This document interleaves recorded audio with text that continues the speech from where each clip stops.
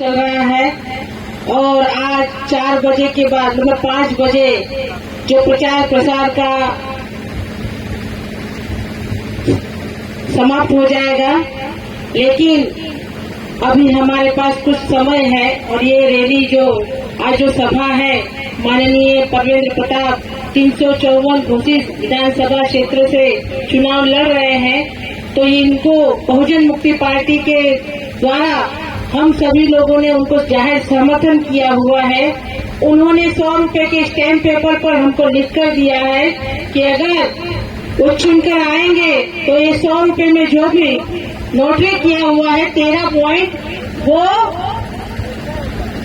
उसको अमल में लाने के लिए पूरा प्रयत्न करेंगे। तो आप सभी को मैं कहना चाहती हूँ, आप यहाँ चीनी मिल के जितने भी साथी लोग यहाँ पर उपस्थित है वो सभी को मैं कहना चाहती हूँ कि आज तक किसी ने भी 10 रुपए का स्टैम्प पेपर भी लिखकर नहीं दिया है। अगर दिया होता तो जब मोदी जी कहते थे 15-15 लाख रुपया दूंगा, तो क्या 15 लाख रुपया दिया उन्होंने? दिया बहनों? नहीं दिया।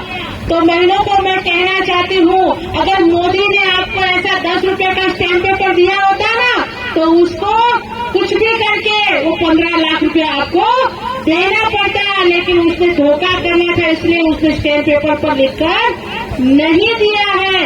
तो अभी भी आप लोगों के पास वक्त है बहनों। इस भारत देश के अंदर महिलाओं के साथ में जो भी हो रहा है वो निंदनीय है और इस तरह से शर्मसार करने वाली घटनाएं भारत में हो रही है कि महिलाओं के साथ में हर 3 मिनट में एक महिला के साथ में बलात्कार होता है और बलात्कार करने के बाद बलात्कार भी होता है, लेकिन सामूहिक बलात्कार होता है और सामूहिक बलात्कार करने के बाद उस महिला को मार डाल दिया जाता है। यहाँ तक कि उस बेचारी महिलाओं के साथ में इतना अन्याय होने के बाद उनके परिवारजनों के साथ में भी बहुत ही दुखद घटनाएं होती है। उसको कोई सहारा देने वाला नहीं होता है।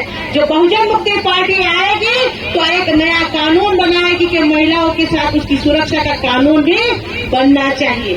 ये जो 13 पॉइंट है उसके अंदर सबसे पहला पॉइंट है कि ओबीसी की जाति आधारित गिनती करनी चाहिए। हिजड़ों की गिनती होती है लेकिन पिछड़ों की गिनती नहीं होती है। हमारा भाई आएगा तो सदन में हमारी आवाज उठाएगा और यहाँ पर बहुत सारी बातें हैं, लेकिन आप लोगों को मैं कहना चाहती हूँ, जब हम लखनऊ आए, लखनऊ से यहाँ तक आ रहे थे तो रास्ते में मोदी की और योगी की माँ और बाप बैठे हुए थे।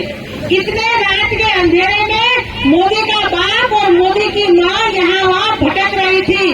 तो किसानों की जो फसलें होती है उस फसलों से पक जाती है, उससे पहले ही मोदी की माँ और मोदी का बाप मोदी का बाप और मोदी की माँ कौन है? गाय और बैल। ये जो बैल है वो आपकी फसलों को खराब कर देता है। तो हमारे परवेंद्र भाई प्रताप सिंह जब चुनकर आएंगे तो आपको सही में किसानों को मुआवजा दिलवाएंगे। 400 यूनिट बिजली आप लोगों को फ्री दी जाएगी बहनों।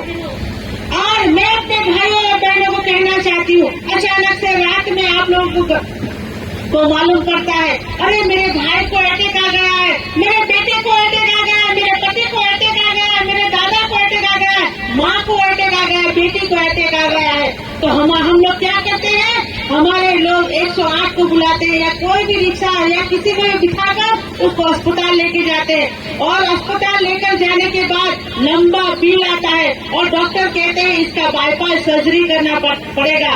तभी हमारे पास पैसा नहीं होता है तो महिलाएं क्या करती है? अपने गहने बेच देती है और घर को गिरवे रख देती है। अभी आपको गहने बेचने की और घर गिरवे रखने की जरूरत नहीं है। अगर परवेंद्र प्रताप सर जीत कर आते हैं तो आप लोगों के लिए स्वास्थ्य सुरक्षा कानून बनाया जाएगा और 11 लाख रुपया आपको दिया जाएगा। आपको घर और गहने बेचने की जरूरत नहीं रहेगी। और हम लोग यहाँ पर बहुजन मुक्ति पार्टी सामाजिक परिवर्तन के साथ साथ सत्ता परिवर्तन भी करने के लिए आई हुई है। हम लोग यहाँ सामाजिक परिवर्तन तो होगा ही होगा, लेकिन सत्ता परिवर्तन के लिए आएगी। क्योंकि महिलाएं, आप सभी को मालूम है, हम रोटी भी बनाते हैं तो पलट पलट के बनाते हैं। पलटती हो ना रोटी, एक ही साइड कटती और एक साइड पकी खाती नहीं है और खाने भी नहीं देती है। तो हम लोग क्या करते हैं, रोटी को पलट पलट कर हम लोग खाते हैं और खाने के लिए देते हैं। वैसे ही सत्ता भी है, जब तक आप उसको पलटोगे नहीं तब तक सही आदमी चुनकर आएगा नहीं। इस बार आपको ऐसे बेलों को बदलने की जरूरत है। जो खुद को बोलते हैं ना डबल इंजन, उस डबल इंजन नहीं है, वो बेलों की सरकार है। ऐसे जानवरों की सरकार को हमको बदल देने की जरूरत है। बहनों, आप सभी लोग काफी समय से बोल रहे हैं और समय भी नहीं है।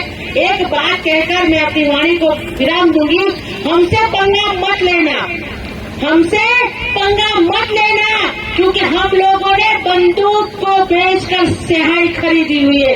इसीलिए आप लोगों ने मुझे ध्यान से सुना। धन्यवाद। जय भीम, जय भारत।